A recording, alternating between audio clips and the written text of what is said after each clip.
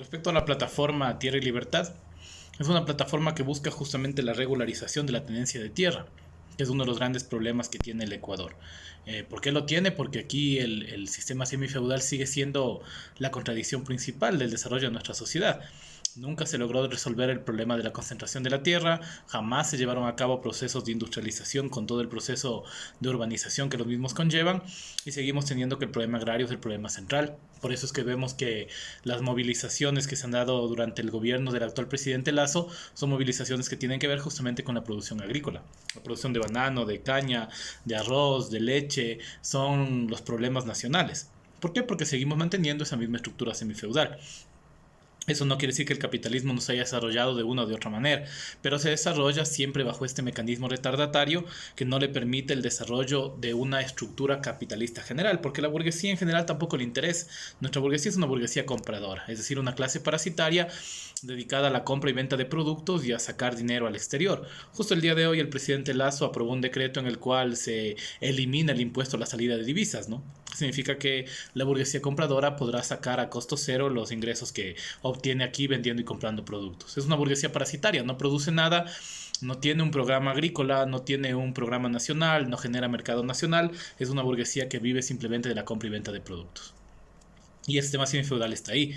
Las grandes ciudades que siguen creciendo necesitan la gente donde vivir. Y eso lleva a que las poblaciones vayan ocupando las tierras que están botadas y abandonadas y que pertenecen a estas rancias familias burguesas que no las ocupan o no les pertenece. O en su defecto lo que sucede es que las comunidades tenían derecho al acceso a la tierra y que los burgueses se lo robaron. Aquí la reforma agraria sí, no resolvió el problema agrícola, porque la reforma agraria no parte de una revolución, parte de los intereses de acumulación que surgen después del boom petrolero, justamente porque con el boom petrolero en la época de las dictaduras se da una acumulación originaria que requiere mano de obra, y esa mano de obra se encontraba en las haciendas y se da la repartición de las tierras y la reforma agraria bajo esa figura, pero la reforma agraria no implicó, por ejemplo, que todas las haciendas se repartan, se les dieron las peores tierras de las comunidades, tanto en la costa como en la sierra. Mientras que la oligarquía y la burguesía se quedó con las mejores tierras que siguen siendo dueños hasta el día de hoy. Por ejemplo, en la provincia de Cotopaxi, mientras los páramos les pertenecen a las comunidades, las zonas del llano donde están las brocoleras, donde están las floricultoras, son propiedad todavía de la burguesía.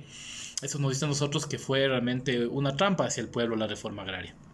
Además que el IERAC, luego también INDA, fueron estructuras totalmente mafiosas, fueron estructuras totalmente corruptas. El día que se cerró el INDA, que cerró sus operaciones, hubo 7.000 adjudicaciones, en las cuales justamente a la burguesía, a los traficantes de tierras, se les asignó tierras que no les pertenecían. Muchos de los conflictos que hoy tenemos por el tema justamente de las tierras es porque en la época del INDA, ¿no es cierto?, se adjudicaron terrenos sobre otros terrenos sobre otros terrenos. Y eso llevó a que hoy en día haya 3, 4, 5 escrituras del mismo terreno, pero esas escrituras generalmente son obtenidas de manera fraudulenta por los burgueses y luego se aprovechan del corrupto sistema judicial del viejo Estado para sacar a las personas de sus casas. Monte Sinaí, San Eloy y otros lugares, ¿no es cierto?, del Ecuador que tienen este tipo de características son historias similares. Los traficantes de tierra no son los defensores de las tierras. La justicia corrupta del viejo Estado acusa a los dirigentes sociales de traficantes de tierras, como pasó con la hacienda Tezulay en la provincia de Pastaza. Pero los traficantes de tierras reales no son la gente que habita en estos territorios, sino los burgueses que, aprovechándose en su época del corrupto INDA y ahora de la justicia corrupta, que es igual o peor que el INDA, son justamente los que se encargan de repartirse esas tierras. Los fiscales, los jueces están comprados. Es lo que pasa en todas estas reivindicaciones que se dan de los sectores populares frente justamente a los que quieren desalojarlos. En San Eloy es una situación similar. Se van suspendiendo varias veces la audiencia y justamente se suspende bajo fórmulas espurias para garantizar que se dé el desalojo, de utilizar a la fuerza pública, a la policía y el ejército al servicio de la burguesía para desalojar a las personas de sus tierras. ¿Qué decimos nosotros respecto a esto? Nosotros planteamos una plataforma que es clara. Las tierras tienen que ser para el que las habite y para el que las trabaja. Aquí no se trata de si tengo la escritura o no escritura que el corrupto INDA me dio, o si yo soy el dueño oligárquico de una tierra que mis antepasados en la independencia heredaron. Aquí se trata de que las personas necesitan un lugar donde vivir y que las personas no solo que lo necesitan, sino que además construyen sus viviendas ahí. Es decir, los habitantes de Monte Sinaí, de Cristo del Consuelo, de San Eloy y de los diferentes lugares que se llaman invasiones, son personas que necesitan un lugar donde vivir, que están habitando esa tierra, que le están dando vida a esa tierra, que le están haciendo producir muchas veces y que necesitan eso. la responsabilidad del Estado, si tuviera alguna responsabilidad, tiene que ser garantizar el acceso a la vivienda. Y nosotros exigimos que se garantice. Aquí no importa quién es el dueño de las tierras, del que la habita es el dueño. Las tierras tienen que ser del que las trabaja y del que las habita. El gran problema del Ecuador contemporáneo son el problema de los pobladores. Las ciudades como Quito y Guayaquil crecen desmesuradamente porque el campo está en crisis, porque a los productores campesinos no se les paga lo justo, hay una migración creciente del campo a la ciudad que no se detiene y la gente necesita dónde vivir.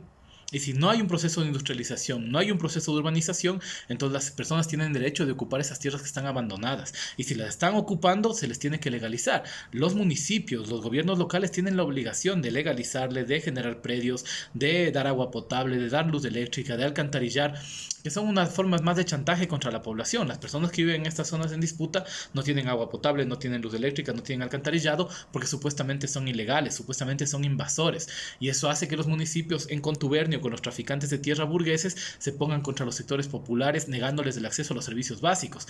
Y eso tiene que terminar. La plataforma Tierra Libertad es fundamental porque es más un problema que vemos que se da en algunas partes de la región. Aquí el dueño de la tierra sigue siendo el burgués que se robó esas tierras a las comunidades en algún tiempo de la historia ecuatoriana, o es el burgués a quien el INDA de manera corrupta le adjudicó tierras, o es el burgués que el día de hoy los jueces corruptos le siguen adjudicando tierras. Las tierras son de la persona que vive en ellas, la persona que está produciendo, la persona que está construyendo su vivienda en esas casas. Estas zonas son abandonadas, son zonas peligrosas, zonas donde circula el tema del microtráfico, la delincuencia y la violencia. ¿Por qué? Porque están abandonadas. Justamente porque los gobiernos locales serviciales a los traficantes de tierra, en lugar de resolver el problema, simplemente abandonan. ¿Y cuándo va la policía? Cuando quieren desalojar a la gente de sus casas. ¿Cómo puede ser que a una persona que está viviendo en un lugar se le desaloje? Las políticas de Correa, las políticas de Moreno, las políticas de Lazo son políticas que atentan contra el pueblo, que le quitan a la persona el derecho a la tierra, el derecho a tener una casa, el derecho a tener una vivienda digna. Por eso nosotros planteamos esta plataforma, invitamos a todos los sectores progresistas, revolucionarios, democráticos a sumarse. Cualquier ciudadano de bien del Ecuador tiene que estar de acuerdo que la tierra tiene que ser para el que la habita. Que las tierras no pertenecen a una escritura vieja, seguramente adquirida de manera corrupta, o quizá adquirida de otras maneras, pero las tierras tienen que ser del que las necesita, el que las vive y que las trabaja. Entonces nosotros hacemos un llamado a juntar esfuerzos, a la gente de Monte Sinaí, a la gente de San Eloy, a la gente de las llamadas invasiones que hay en Tezulay. Tenemos que rescatar esas tierras y tenemos que exigir que se legalicen. Basta de persecución contra los dirigentes sociales, basta de acusar a dirigentes sociales y comunitarios de traficantes de tierras, basta de jueces y fiscales corruptos, basta de una justicia comprada, basta de una policía que no son más que sicarios y siervos de los burgueses. Esas fuerzas no tienen autoridad para entrar a los sectores populares, no tienen autoridad para sacar a la gente de sus casas. Aquí tiene que haber una organización política de pobladores que bajo esta plataforma de tierra, de derecho a habitar un territorio, de la tierra para el que la habita y que la trabaja, se organice para defender aquello que es la dignidad de la gente. El derecho a una casa, el derecho a tener un terreno, el derecho a construir su vida, el derecho a tener servicios básicos. La plataforma Tierra y Libertad, que es la plataforma de la tierra para el que la trabaja y para el que la habita, es una plataforma que tiene que ser integrada por todos los sectores populares, por todos los ciudadanos honestos del Ecuador que reconozcan el derecho de las personas a una vivienda digna. Este es un momento en el cual se tiene que generar organización, procesos de movilización, propaganda, agitación en pos del derecho a la tierra. La tierra en la época que se peleaba justamente contra los hacendados y los gamonales era la tierra para los campesinos que la trabajaban. Hoy es la tierra para los que la trabajan y además para los que la habitan, que son sus legítimos dueños, que son los que tienen que tener escrituras y que el Estado ecuatoriano tiene la obligación de adjudicar esas escrituras a sus legítimos propietarios.